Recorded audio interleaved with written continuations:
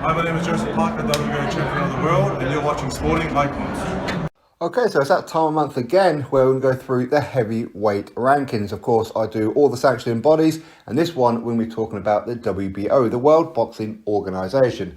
Some people call it the Warren Boxing Organization, with a fine print of the Bob Arum Boxing Organization. Hey, tell us we're wrong, all right? Anyway, so there's been a couple of changes, noticeable ones. The WBA, they've made the most amount of changes this month. I did that one about a week or two ago. Either they're corrupt or they're incompetent. I don't know which one it is. The WBC, absolutely no changes whatsoever. So again, no point doing a video on that one. The IBF is minimal. So on this one, the WBO. So let's go through them all. And of course, I'll point out the changes as this goes along. So of course, the champion is Anthony Joshua. Number 1, Alexander Usyk. Of course, the WBO mandatory. Number 2, Joe Joyce. 3, Joseph Parker. 4, Andy Ruiz Jr. 5, Frank Sanchez. 6, Michael Hunter. 7, Luis Ortiz. 8, Zili Zhang. 9, Evander Romanov. 10, Efe Ajagba. 11, Dempsey McKean. 12, Ajit Kabayel. 13, Filip Herkovic. And number 14, Ali Emrin Demirizien. And of course, finishing off with number 15, Tony Yoka. So those of you who remember last month, if you do, big up to you, even though I do these videos, even I find it difficult to keep up. But 2 names dropped out of the top 15, Deontay Wilder and Charles Martin. They've been dropped out of top 15. Now, as far as Deontay Wilder is concerned, could be one of a couple of things, or maybe both combined. Firstly, most importantly, for any fighter, you have to pay sanctioning fees. That's how you get ranked. Okay, yes, I don't agree with it either, but that's how all sanctioning fees work, or sanctioning rankings even. So Wilder has probably stopped paying the WBO sanction fees, as has probably Charles Martin as well. But as far as Deontay Wilder is concerned, of course, he's going to be having that third fight that very few people are asking for against Tyson Fury on July 24th. Of course, that'll be for the WBC World Heavyweight title. So, of course, no point being ranked within this particular sanctioning body. So that would explain it.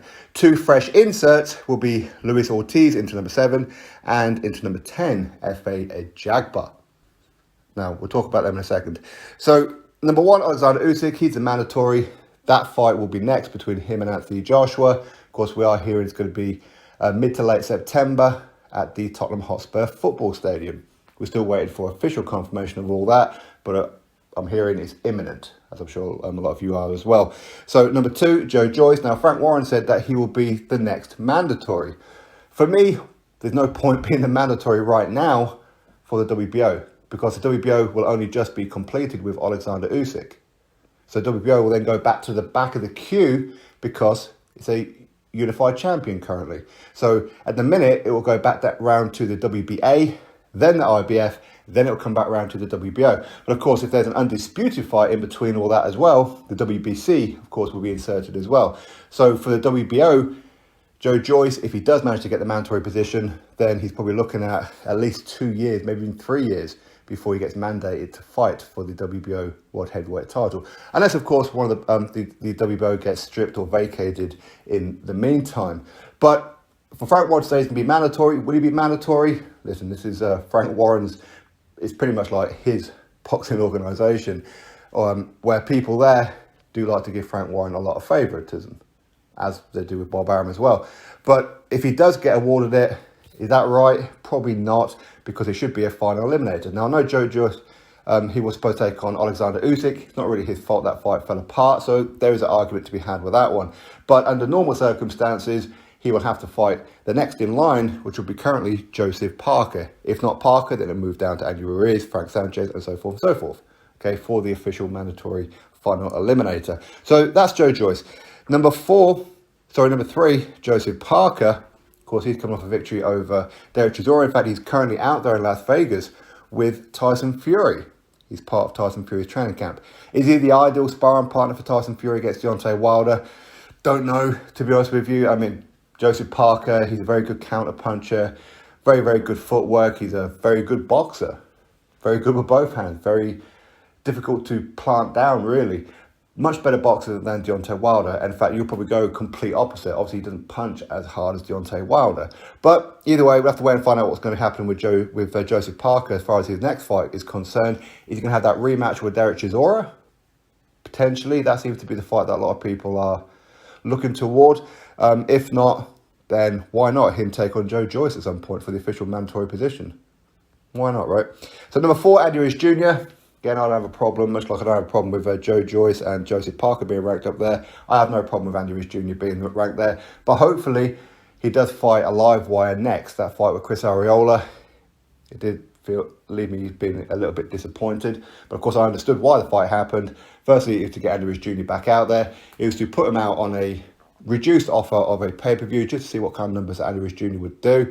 And of course, it was all Mexican class. So I understand it. But he did say that maybe his next fight will be against Dillian Whyte or Luis Ortiz. Probably going to be Luis Ortiz. I don't think it's going to be Dillian Whyte. I think that in-house fight with Luis Ortiz would be far easier to make. And of course, the PBC will love to have that fight. So number 5, Frank Sanchez. Of course, he's still somewhat of a prospect.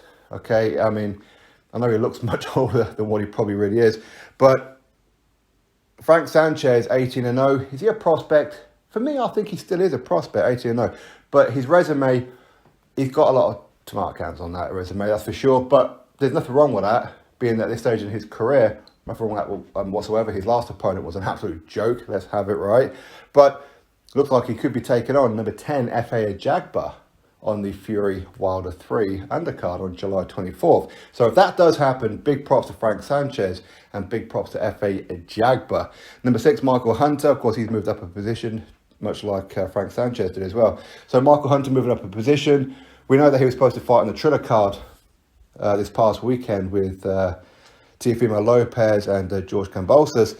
But obviously, with Teofimo Lopez testing positive for COVID and that's now going to be rescheduled for, I think it's in August, I believe it is. So Michael Hunter will be back out there against that cruiserweight whose name escapes me right now. I'm very disappointed that he didn't take on Filip Hrgović. Very disappointed in that one. But either way, number 7, Luis Ortiz, fresh insert. Okay, well, why did he get freshly inserted into number 7? Why was he not there to start with then? Why only now? I can presume it's because he hasn't been paying the sanction fees, but now he has. Okay, maybe the PBC have stopped paying the sanction fee for Wilder and just started investing a little bit more into Luis Ortiz. But again, Luis Ortiz, he hasn't beaten anybody, and that's the truth of it. People keep talking about, he's his killer, he's his boogeyman. Well, he hasn't fought anybody, and he's had plenty of opportunities to. He's turned down millions to take on Anthony Joshua, 7 million to be precise. Turned down 2 million to take on Dillian Whyte, and quite a few other offers in that as well. So, is he actually going to take on a live wire? Again, if he takes on Andy Ruiz Jr., I'm okay with that one. Number 8, Zhilei Zhang. 22 wins, 0 defeats, 1 draw. Now, that 1 draw came against, was it Jerry Foster, last time out on a DAZN card. Of course, Zhilei Zhang, Chinese heavyweight. He did fight Anthony Joshua in the amateurs, and he's a matchroom fighter. For me, very, very overrated. Very overrated. But, of course, Eddie Hearn, he's going to want him there because he wants to make a huge splash into the Chinese market. It's a lot of money to be had over there, much like in Japan. Okay, so that's why Zhilei Zhang's there. Is he ever going to do anything? In my opinion, no. I don't think he will. And hey, listen, if I'm proved wrong, I'm proved wrong. But his last fight against Jerry Foster, I think that, is it Jerry Forrest even? For me, Jerry Forrest won that fight. Okay, he beat Zhilei Zhang, but it was awarded a draw. Why? Home fighter, right? But, I mean, Jerry Forrest, there's no great shame so much in losing to him. I mean, he has lost, well, in fact, the fight beforehand, he lost to Carlos Takam. He's been defeated by Jermaine Franklin, of course, an undefeated American fighter, who I do wonder why the Americans don't get behind Jermaine Franklin so much. And, of course, a bit early on in his career, he lost to Jared Washington and Michael Hunter, when both of these guys were somewhat prospects. So it's no shame in losing it, but the truth is, Zhilei Zhang got battered in that fight. There's no way that was a draw. Ain't nobody going to tell me that that particular fight was a draw. So for me, Zhilei Zhang shouldn't be up there that high. Really shouldn't. Okay, but he's probably manipulated a little bit. Eddie Hearn, Matchroom, DAZN, whatever, maybe had a word with the WBO, because at some point, they're going to want to see Joshua versus Zhilei Zhang. Probably in China. Okay, so that's probably why. For me, I wouldn't expect to see Zhilei Zhang in there with anybody who's probably going to beat him. Don't expect to see him in there with my pal Stephen USSR Robinson. Stephen Robinson will punch him upside down. That's for sure. Alan Babbage would punch him upside down. In fact, there's quite a few fighters out there that would literally take his head off. Okay, so I would expect him to have a few more gatekeeper / journeyman fights. Number 9, Evangelos Romanov. Now, he is a guy who, of course, knocked out Deontay Wilder in the amateurs, went AWOL for quite some time, but of course now he's back into the boxing game. Not the most committed fighter in the world, but of course he did fight about a week or two ago on my very good pal Alciesta's show over there in Russia. So he is a good fighter. Again, I want to see Evangelos Romanov now step it up. Time to step it up. Fight somebody in the top 15, pretty please. F.A. Jagba, number 10. Of course, we've already spoken about him and his potential fight with Frank Sanchez. So big props to Sanchez and F.A. Jagba if them two do actually get it on. Of course, they're both risking their undefeated record and, of course, are somewhat prospects. Okay, so big up to them. Number 11, Dempsey McKean, 19-0. Dempsey, mate, Australian fighter, I need to see you fight somebody within this top 15. Fight a live wire. Now, I'm hearing that he could end up fighting Lucas Brown next. Do I want to see that fight? No, not really, but of course in Australia, that's Australian versus Australian. But Dempsey McKean, I mean, you have to favour him heavily. Of course you do. But I want to see Dempsey McKean take on somebody at the top. Him versus New Zealander Joseph Parker. That's a very interesting fight. Why not? Maybe him go fight Evangelos Romanov. In fact, I'd like to see Evangelos Romanov take on Alan Babbage.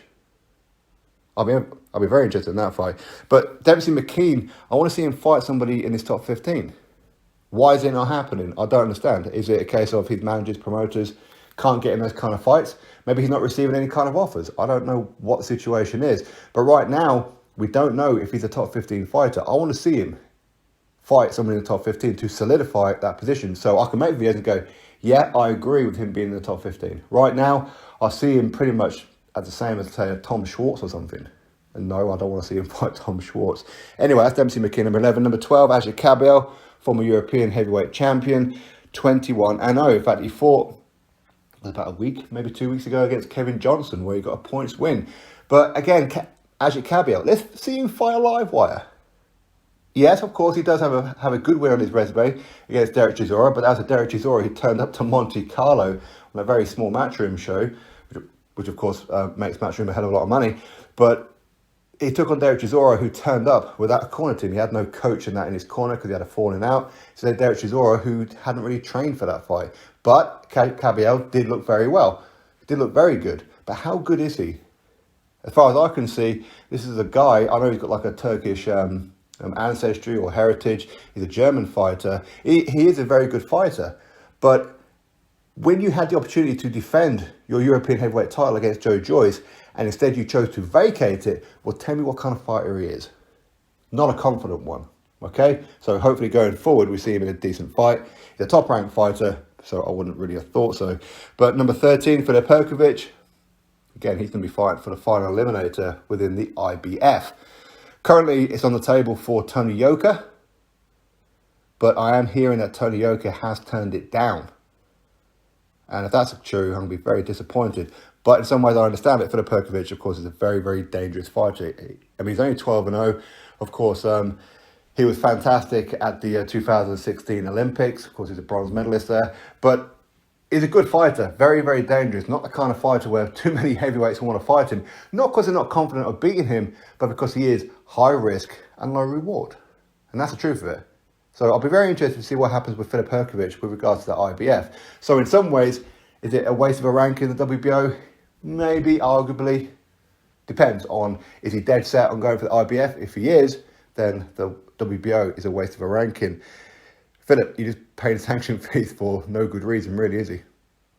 I mean, that's the truth of it. Of course, he's a Calla Sauerland fighter or a Team Sauerland fighter, co-promoted with Matchroom. Ali Emrin Demirzian, 14-1. That one defeat did come via F.A. Jagba. I think he lost on points. I haven't seen the fight, but I heard that he did fight him. So, again, it shows that he will fight some of these guys, which is a good thing. So I don't have too much of a problem with him being ranked number 14. Okay, he did take a step up against Jagba. He came short, but if he gave a good account of himself, I don't have a problem with it. But I would like to see him take on, again, somebody in the top 15 here would be ideal. Tony Yoka, number 15, 10-0. So this goes back onto the point about Filip Perkovic, that currently the offer to fight Filip Perkovic for the IBF mandatory final eliminated position is in his hands. But if I'm hearing right that he's turned it down very disappointing. But in some ways, I understand it. He's only had 10 professional fights. Why would you want to take on a Filip Hrgović in your 11th professional fight? Much like, why would Filip Hrgović want to take on Tony Yoka in his 13th professional fight? One of these guys taking a loss so early, I can understand, while, of course, both of them can bounce back, but I understand why they may be a little bit apprehensive about fighting each other, especially Tony Yoka. I don't think Tony Yoka is really about that life right now. Of course, he's got a little bit of a blotch on his resume. We could probably say that with the... I mean, he hasn't failed PEDs, but him not getting tested because, he just wasn't following the VADA protocol is a bit of a black mark. I mean, personally, I don't think he's done anything wrong, but a lot of people believe that maybe he's hiding something. But I want to see Tony Yoka fight a live wire. That Filip Hrgović fight is a must for me. It really is. I understand he's a prospect and there's other things he can do. And yeah, so far, Tony Yoka 10-0. He does have some good wins on his resume. Of course, he's taken on journeyman/gatekeeper in Johan Duapa. But again, he's always been a gatekeeper in Johan Duapa. But again, that was against his fellow French countryman, wasn't it? Dave Allen winning in that as well. Again, 10-0. Can't complain too much about his resume and his level of opposition. But if he's going to be that good, let's see it. Let's see it. Okay, so anyway, that is the top 15 for the WBO. Drop your thoughts below, click thumbs up, subscribe, and I'll catch you all in the next video.